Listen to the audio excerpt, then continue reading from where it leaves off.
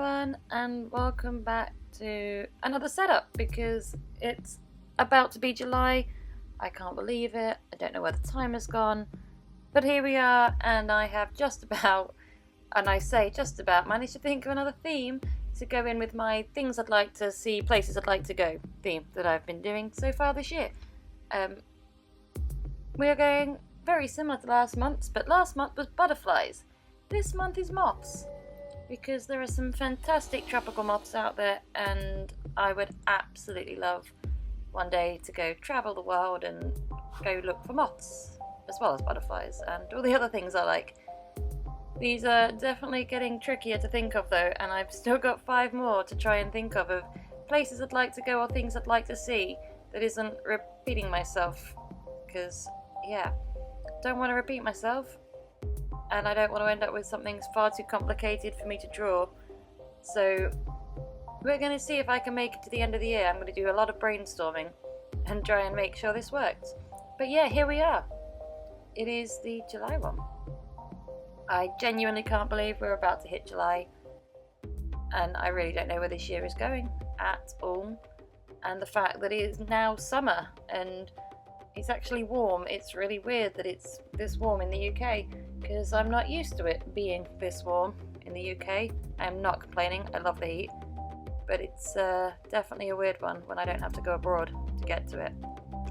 But I have chosen different moths, and most of them I think have ended up being moths that are not native to this country, because I can see moths from this country, although some of them are more elusive than others. But I have tried to find moths that are interesting enough that when they are drawn this way in black and white essentially, without any colour, still look interesting to see and aren't just boring looking. I don't know. So make sure there's like a pattern on them and they've got features and distinct things. I don't know if people will be able to tell what this is meant to be. Maybe they can. Maybe we'll make that a thing in the comments if anyone wants to play guessing games. But here you can watch me screw up straight away on the first diary page, because I've just drawn a line straight across and then went, oh yeah. The first one I managed to ruin, even though I'd written on the left hand side, I'd written the first 4 days of the weekend, except I thought to myself, yeah, that's fine, just do the first 4 days. You don't need to do any more than that, because you will remember, having seen the first 4 days, you will remember not to do it, to do the same on the other side, except I clearly didn't, did I? And just drew a line straight through it.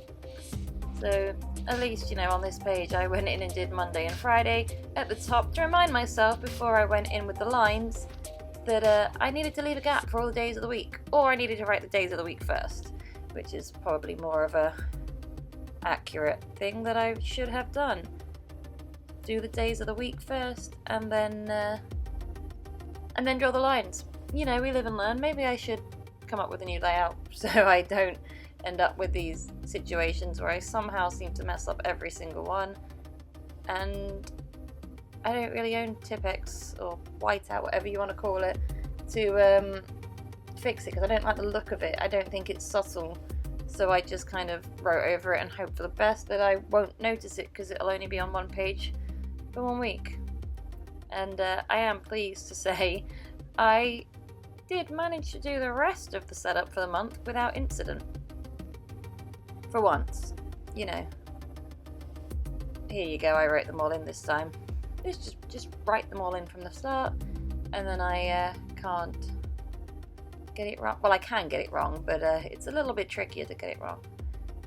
So yeah, I have definitely rambling here. I have completely lost all train of thought that I had. I've really enjoyed drawing these moths though. I don't draw moths very often.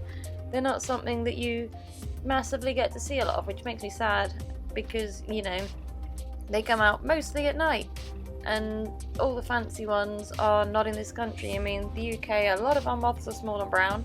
I say that, but we also have some fantastic ones too, but they're just harder to find normally, and you need moth traps, and it gets expensive, and lights, and somewhere to put them overnight. And there used to be, when I was a kid, a place used to do it every, like, once a week in the summer or once a month, I don't know what it was.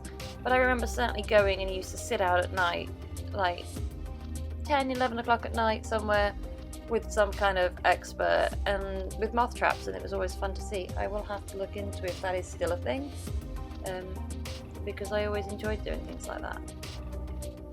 But here we go. I believe this is the only UK moth that I've included, and in real life it's not black and white, it's actually got a few different colours on it.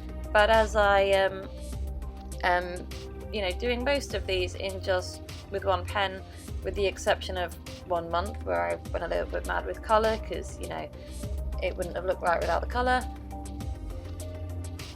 I'm just going with the black and white pen.